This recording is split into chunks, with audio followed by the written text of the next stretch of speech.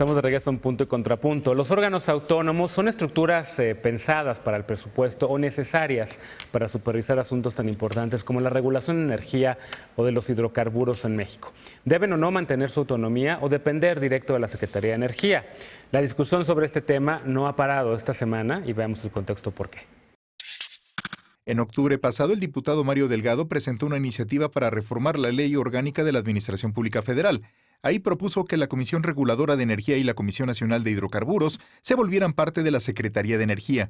Hasta el momento, ambas comisiones tienen autonomía técnica, jurídica y operativa, así como recursos económicos propios para supervisar y regular el suministro energético y la exploración y extracción de hidrocarburos en México.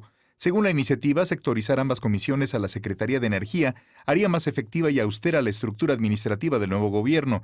Los presidentes de ambas comisiones, así como grupos empresariales y la propia Secretaría de Energía, rechazaron la propuesta. En las reformas aprobadas esta semana a la Ley Orgánica de la Administración Pública Federal, los diputados de Morena mantuvieron la autonomía jurídica de las dos comisiones, pero sus áreas administrativas y legales quedaron subordinadas.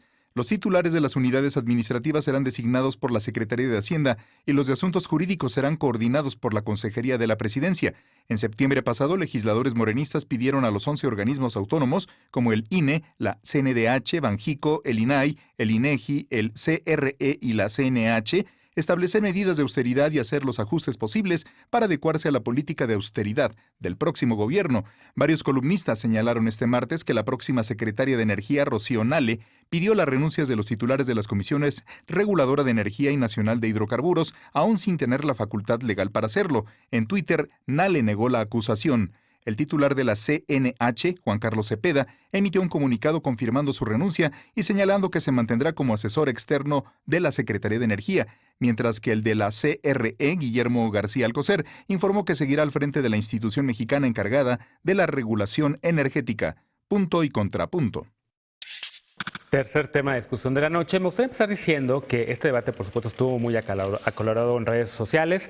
Hay una duda razonable, hay una preocupación fundamentada de qué va a pasar con la autonomía de ciertos órganos, como por ejemplo el Instituto Nacional Electoral, la Comisión Nacional de Derechos Humanos, dado que se siente aquí un precedente. Salvador Camarena es uno de los columnistas que escribió precisamente esta hipótesis de que Rocío Nale, la próxima secretaria de Energía, le pidió a Juan Carlos Cepeda la renuncia. Cepeda renuncia precisamente esta semana. Su cargo duraba, me parece que hasta abril del próximo año. Y yo ahí, la verdad es que me metí en redes sociales y puse un tuit que decía algo así como: me parece preocupante, por supuesto, que haya habido una presión por parte de la próxima secretaria de Energía, pero me parece más preocupante que una persona que defiende la supuesta autonomía de esta Comisión Nacional de Hidrocarburos haya renunciado. Su obligación era quedarse hasta el último día si en efecto está defendiendo lo que cree que debe defender. Lo mismo ocurre, por ejemplo, con el tema del presidente Peña Nieto, ausente completamente en la discusión para defender al aeropuerto de Texcoco, uno de sus proyectos. ¿Por qué funcionarios que están hoy en el poder se están dejando presionar, si es que fue el caso o no, se están dejando chantajear, si es que fue el caso o no, y no están defendiendo en lo que creen? A mí me parece un acto de cobardía y un acto de una persona que no está pensando en las instituciones como Cepeda. Y lo digo a título personal, por supuesto, pero creo que ahí está uno de los temas que no hemos discutido. Un contrapunto. Yo creo que el tema particularmente de los órganos constitucionales autónomos es muy preocupante porque llevamos 20 años construyendo estas instituciones que parten del fortalecimiento de la democracia mexicana, y me parece que se vuelve incongruente el gobierno electo al hacer este tipo de presiones. ¿Por qué? Porque llegaron vía la democracia al poder y se jactan de 30 millones de votos y promueven un retroceso democrático, porque ahora les estorban los órganos constitucionales autónomos, les estorba la autonomía y la democracia, les estorban los órganos reguladores de energía y les piden la renuncia, les estorba la evaluación de los maestros y quieren redefinir atribuciones del INE, les estorba la justicia y proponen un fiscal a modo, les estorba que puedan usar las reservas internacionales, entonces promueven una reforma al Banco de México, les estorba la transparencia y la rendición de cuentas y mencionan que los burócratas del INAI son burócratas fifís, y después ¿qué les va a estorbar? estorbar el INE y van a pedirle a la Secretaría de Gobernación que organice las elecciones y que se caiga el sistema en 3 años.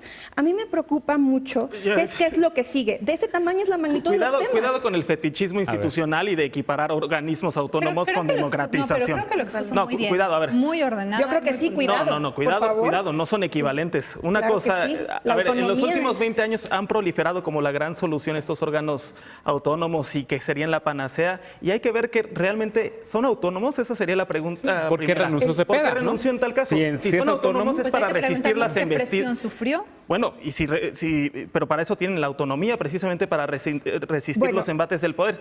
¿Son autónomos? Yo diría que no.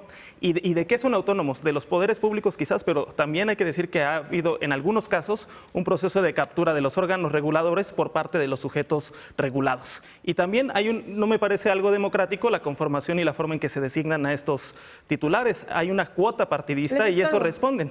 Entonces, yo creo que es importante defender la autonomía de muchos órganos, el Banco Mundial, el INE, el Banco de México, perdón, el INE, la CNDH, pero a ver, también vamos caso por caso y tampoco pensando que son la solución a todo. Antes se decía, si no quiere resolver un problema, crea una comisión. Ahora parece que si no quiere resolver un problema, crea otro nuevo órgano autónomo. Sí es un retroceso. O sea, creo que tenemos que aceptar que cualquier acción que limite la acción de un órgano que por origen era descentralizado porque esa era su función y ahora le quieren quitar facultades, estamos disminuyendo los avances que hemos tenido históricamente. Pues vayamos caso por caso. ¿Realmente estaban funcionando estos dos órganos reguladores? Al margen de que haya presión o no, pero habría que valorar. Funciona y que ustedes van a tener que organizar las elecciones. Al INE hay que adelgazarlo y hay que devolverlo más pero entonces sí, pero no le restas autonomía. Cierto, pero ha sido cómplice. Todos los partidos ahí han sido, sí. Y los ciudadanos nos hemos quedado callados. Hay que pensar en mecanismos de designación diferentes, eso totalmente. O sea, no puede seguir la captura de los partidos políticos porque realmente entonces no son órganos con autonomía, sino más bien son formas de expandir el sistema administrativo. Y la rendición de cuentas de los órganos autónomos no están en el foco público y hay unos que son realmente ostentosos y derrochan. Pero entonces vayámonos en términos de transparencia, no de retroceso. O vayamos en términos de modificar la ley justo para lo que está mencionando, pero no para quitarles autonomía como estaba en el planteamiento original. Pero tampoco son intocables, hay que ver caso por caso, ¿eh? Yo lo que creo es que los organismos, como le decía el compañero, se creen casta divina ajena al sistema político.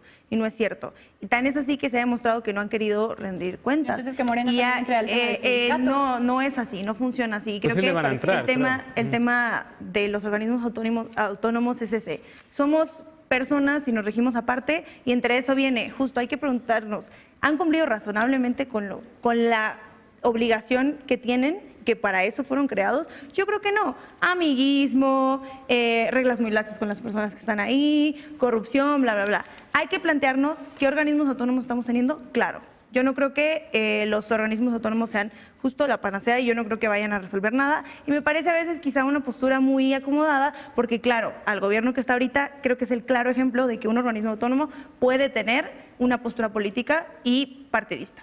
Definitivamente. Contrapunto. Es que yo creo que se tiene que partir.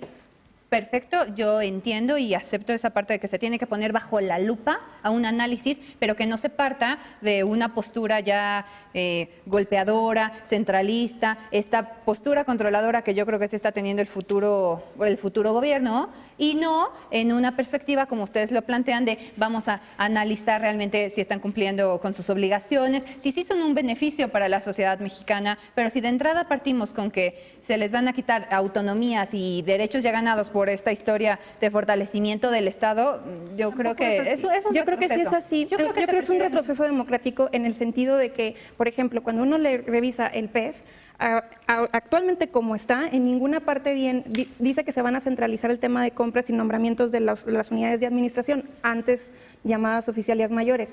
Y eso incluye a los órganos constitucionales autónomos. ¿De dónde va a tener esa autonomía si ahora el nuevo gobierno va a definir, al menos así viene en la ley orgánica, ojalá se revise, pero al menos así viene que van a nombrar y coincido, la transparencia y la rendición de cuentas son parte de la democracia, pero entonces, ¿por qué no revisamos cada una de ellas y no nada más la metes la reforma en la ley orgánica de la Administración Pública Federal? Nos podemos ir caso por caso si quieren. No sé, por ejemplo, en el INE, en la redefinición de las atribuciones, lo que están planteando en materia de reforma educativa, ¿no? La evaluación de los maestros, ni siquiera tenemos una posición clara de enfrente qué va a suceder con la evaluación.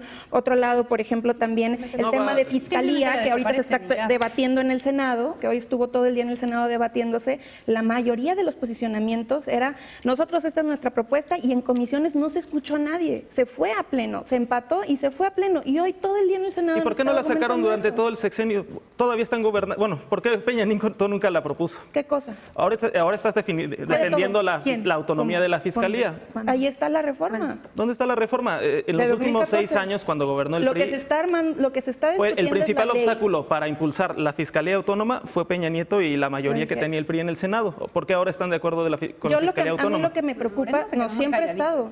Siempre ha estado, tan es así que se aprobó en 2014. En parte por el colectivo Fiscalía que Sirva. Claro. Originalmente no estaban ahí.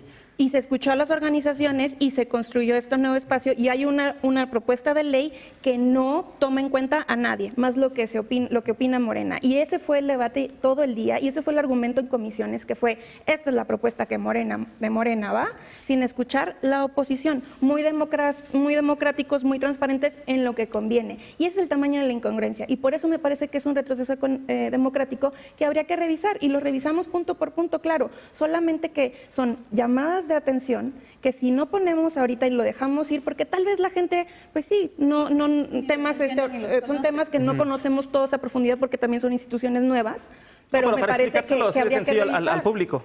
Y ese último punto de la noche, tenemos que ir ya a una pausa, pero escuchemos. Sergio Moro, el juez que metió a la cárcel a Lula. En Brasil. Y que es el paladín de varios de los colectivos que están impulsando la fiscalía que sirva aquí en México, hoy aparece como ministro de Justicia de Bolsonaro, de la extrema derecha. Así que también fuera máscaras. ¿Me regalas un celular?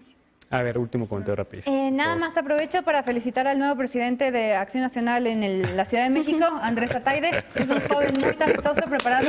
Así que, bueno, nada más. Le da miedo porque van a ser como tú ayer Bolsonaro, felicitaste al presidente. Ayer presidente Andrés Manuel. Felicitaste a Andrés Manuel López Obrador por su cumpleaños. Una fiscalía que sea autónoma, pero también autónoma de los poderes económicos. Yo aprovecho para mandar un saludo a mis papás también, que están cada noche en el programa. Pero bueno, vamos a una pausa. Al regresar, vamos con la paparrucha del día. No te vayas, esto es Punto y Contrapunto.